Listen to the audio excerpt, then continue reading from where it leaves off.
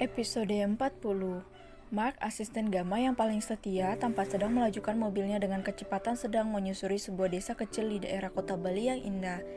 Sudah beberapa hari ini ia ingin menemui tuannya dengan segera. Ia sangat khawatir dengan kondisi tuannya. Karena sibuk mengurus perusahaan, Mark tidak bisa fokus dengan tuannya. Ia harus menyelesaikan semua pekerjaan dengan baik dan memastikan bahwa perusahaan bisa ditinggal sementara waktu. Dia sedikit lega saat tahu bahwa ketiga sahabat baiknya tuannya mau membantunya, sehingga ia memberitahu alamat tuannya pada mereka. Mark adalah teman masa kecil Gamma dan Anna. Sudah sejak kecil mereka bersama, keluarga Park sudah menganggap Mark sebagai bagian dari keluarga mereka. Mark adalah mendiang, anak dari mendiang asisten pribadi Didi Gamma yang meninggal saat Mark berusia 10 tahun karena serangan jantung, sedangkan ibunya pergi meninggalkannya dan ayahnya saat usianya 5 tahun, tepat sebelum mereka masuk ke dalam keluarga Park. Tunggu aku tuan, aku tak akan membiarkan tuan celaka. Aku sudah tahu siapa dalang di balik ini semua, ucap Mark sambil memukul setir mobilnya. Ia geram ketika mengetahui dalang di balik kecelakaan orang tua Gamaliel Park. Mark melenggang masuk ke kawasan desa kecil dekat kota yang tidak terlalu padat itu, penduduknya itu. Daerahnya yang asri, tatanan rumah yang apik serta banyak mural, hasil kreasi anak muda yang terpampang jelas sepanjang jalanan desa itu.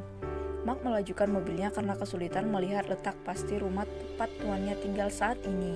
Mark berhenti ketika melihat dua orang gadis tengah menyapu jalanan. "Permisi Nona, apa Anda mengenal Nona Luna Christina?" tanya Mark pada dua gadis. Ya, tak lain adalah Cindy dan Kiki yang sedang menjalankan masa hukuman mereka. "Kenal tuan, ada apa ya?" tanya Cindy sedikit bergedik ngeri saat melihat wajah tampan namun datar dan dingin milik Mark. "Bisa tunjukkan arah ke rumahnya?" ucap Mark yang bertanya tanpa turun dari dalam mobil. "Anda hanya tinggal lurus saja, terus tuan nanti akan ketemu sebuah jembatan besi di ujungnya rumah Luna. Hanya rumah itu yang berada di sana tuan," jawab Cindy. "Ah baiklah, terima kasih Nona, saya permisi," ucap Mark dengan nada datar dan dinginnya. "Sama-sama tuan," balas Cindy dan Kiki. Mark melajukan mobilnya menuju arah yang ditunjukkan oleh Cindy dan Kiki tadi. Sin, itu siapa lagi yang cariin Luna? Kenapa ada orang kaya yang mau ketemu sama dia?" ucap Kiki sambil menyenggol lengan Cindy. "Entah, aku juga nggak tahu, Sin. Lebih baik kita tidak usah ikut campur lagi dengan kehidupan Luna, atau kita akan terkena hukuman lagi," balas Cindy. "Ci, ada apa denganmu? Bukankah kau sangat membencinya? Aku tidak menyukai gadis itu, dia terlalu sombong," ketus Kiki. "Aku sadar tidak seharusnya aku membenci gadis itu," ucap Cindy yang memilih melanjutkan pekerjaan. "Cak-cak, sepertinya otakmu juga sudah rusak," ledek Kiki. Cindy hanya geleng-geleng kepala dengan ucapan temannya itu. Cindy menyadari kesalahannya dan berniat untuk berubah menjadi pribadi yang lebih baik. Bahkan yang sangat mengejutkan adalah ketika Cindy tidak pernah lagi tampil menor dan memakai pakaian berlebihan. "Hai Sin, siapa Andre?" "Hai Andre, kenapa di sini?" tanya Cindy sambil tersenyum ramah. Sejujurnya Cindy masih menyukai pria itu, namun sebisa mungkin ia menahan perasaannya. "Dasar sok manis," ketus Kiki. "Hanya lewat saja, aku bantu boleh ya?" ucap Andre. Tapi ini kan hukuman kami," balas Cindy merasa tak enak. "Tak apa Sin, aku juga seharusnya kena hukuman kan, jadi selama kalian dalam masa hukuman aku juga akan bantu," balas Andre yang mulai melakukan pekerjaannya. "Terserah kamu saja," ucap Cindy, sedangkan Kiki memandang mereka dengan tatapan tidak suka. Sementara itu, Mark terus mengemudi dan akhirnya sampai di rumah yang dituju. Ia melihat 3 mobil milik sahabat tuannya terparkir rapi di depan rumah yang cukup sederhana namun terlihat nyaman itu. Mark keluar dan memandang sekeliling. Bagaimana Tuan Gamma bisa tinggal di tempat kecil ini? Ini terlalu sederhana, pasti tidak nyaman di sini. Apa aku harus merenovasi ulang tempat ini? Gumam Mark sambil melihat-lihat lokasi itu. Mark mengetuk pintu namun tak ada jawaban. Tampak tidak ada orang di sana. Mark menyalakan ponselnya dan melacak keberadaan tuannya melalui alat pelacak pada ponsel tuannya serta alat pelacak di tubuh tuannya. Mark duduk di depan mobilnya. Hingga 1 jam ia terus menunggu. Tiba-tiba suara cempreng seorang gadis yang sangat melekat di telinganya setelah pertemuan mengesalkan mereka di sebuah toko buah membuyarkan konsentrasi pria tampan dan dingin itu. "Luna!" teriak wanita cantik dengan gaun berwarna krim, rambut hitam panjang serta poni cantik. Membuat wajahnya terlihat imut namun tidak sesuai dengan perilakunya yang aneh dan mulutnya yang cerewet. "Luna, buka pintunya!" teriak Andin sambil menggedor-gedor pintu rumah biru itu. Padahal sudah jelas pintu terkunci dan tidak ada orang di sana. Tapi yang namanya Andin pasti selalu begitu. "Hai Luna, kemana sih?" gerutu Andin sambil menghentakkan kakinya ke atas tanah dan menatap kesal ke arah pintu Luna.